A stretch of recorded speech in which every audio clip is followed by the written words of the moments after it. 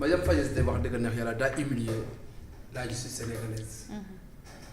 Faye Niass dafa wane ne on a à la tête du ministère des personnes nulles qui ne maîtrisent pas les politiques pénales internationales, qui ne maîtrisent pas les conventions juridiques internationales et que véritablement ils ne parviennent même pas à comprendre ce qu'on appelle un acte délictuel et un acte criminel en matière de poursuite pénale en faisant en interjectant des appels au niveau de l'Interpol. Donc loolu nag su amee mu ñëw fii Sénégal parmi les 12 qu'on avait cités moom elle n'a parlé qu'un benn la wax xam nga waxoon na la fii ne 12 yi man gaw ma ko te moom 12 yi su amoon elle allait mentionner 12 ça c'est une manière de dire que 12 amu fi benn moo fi nekk. non elle a dit ça. waxu 12 de. non déglu nga interview. man lu ma liir laa. ils sont 12 elle l'a dit. man liiruma 12. non man dama ko déglu. man un français depuis 2000. non ils sont 22. non laa dégg laa liir. non ils sont 12. man dégluwuma ko damaa liir. non ils sont 12. li ma liir laa wax na ko. donc tey te li mu wax aussi daf leen jàngal ne la France ne cède pas à aucune pression et ne peut céder à aucune pression et que jàngal na leen aussi une leçon diplomatique que ne le traitement des dossiers de chaque pays chacun a sa manière de traiter sa politique pénale chacun a sa manière de traiter ses politiques judiciaires et chacun a sa manière de traiter aussi la dignité de l'être en fonction de ses peines et de ses poursuites loolu la leen jàngal na leen ne yéen réew boo gis daa am nu muy doxalee ci politique judiciaire am réew boo gis daa am nu muy doxee ak ay dignité nit ñu fa dëkk réew boo gis daa am nu muy traité ay dossiers am que yéen Sénégal depuis 2022 ba léegi ñu ngi daw seen ginnaaw ci benn français boo xamante da ngeen ko waroon indi waaye mosuñ ci wax mosuñ ci àddu te loolu suñ ko waxee dañ koy nangu parce que c'est la première fois may dégg ne France am na fi benn élément boo xamante ne depuis 2022 ñu ngi ko doon laajte mais ba léegi état Sénégal joxoo ko n'est-ce pas donc tey bala ngay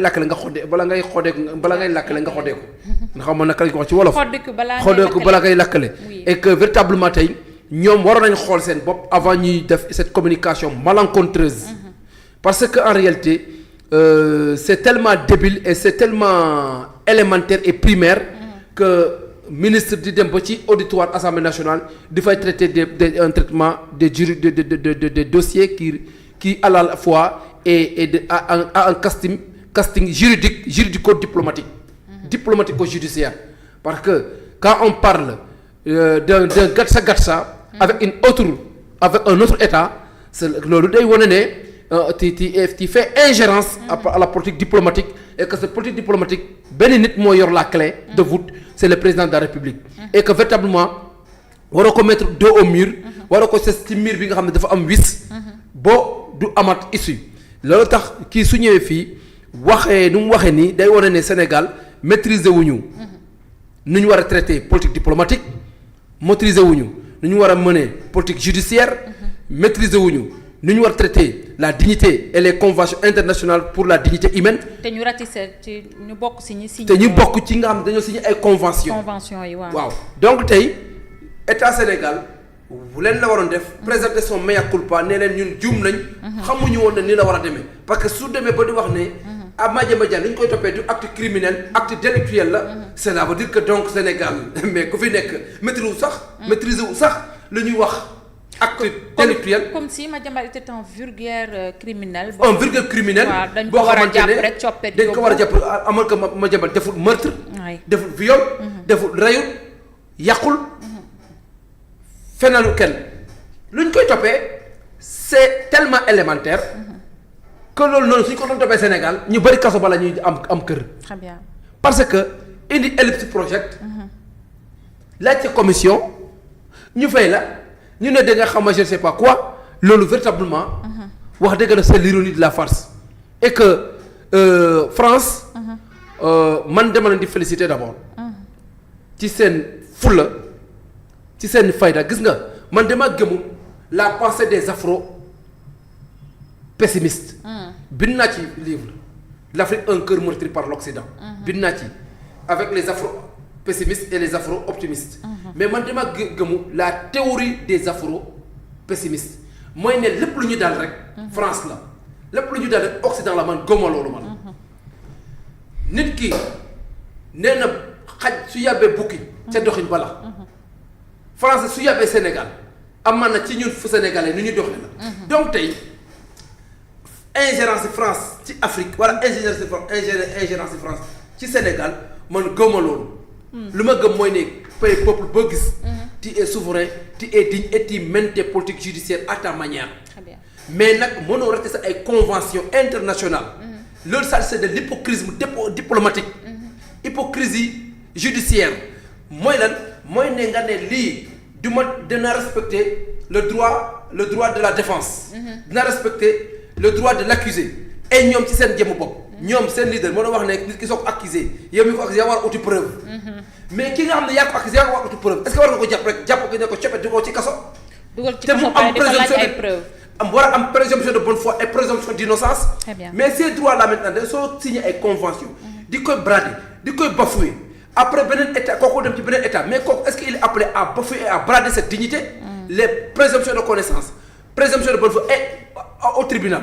da ngay gis ñoo xam ne da leen di juger pour atteinte à l'honneur de la personne mais est-ce que Madiambal Diagne et ñi nga xam ne dañ leen di jiiñ est-ce que ils ne font pas atteinte à leur honneur.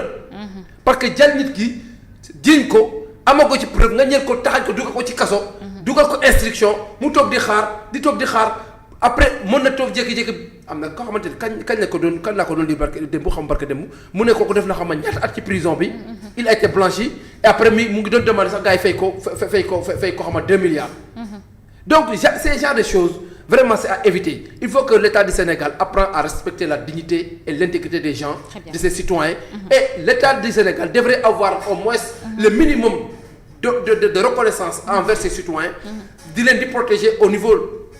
ici du Sénégal qu'ailleurs parce que mënoo jël nit toppee ko noonu di ko jéem a toroxal di ko jéem a bafouer mais est-ce que yow sa citoyen su nekkee dans un autre pays di subir les retorts de notre État est-ce que yow da nga mën a protéger say nit. de ko mën donc véritablement il faut qu'on revoie la politique diplomatique sénégalaise à travers les gens qui parlent au nom de la République au nom de la charge du président. la politique diplomatique parce que diplomatie dafa ne domaine boo xam ne c'est un domaine sensible. et c'est un domaine exclusivement réservé au président de la République. donc gatsa xaju ci diplomatie.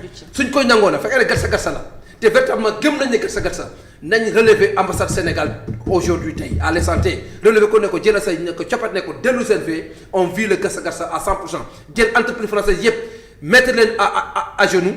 jël leen dàq la wala ñu nationaliser leen loolu laa gëm ci gatsa mais un gatsa voilé man gëmuma ko. d'accord merci beaucoup Somba Baba noo ko jàngatee la réponse de Fagès. Fatima c'est pour man la question bi nga xam ne moom la nit ñi war a njëkk a poser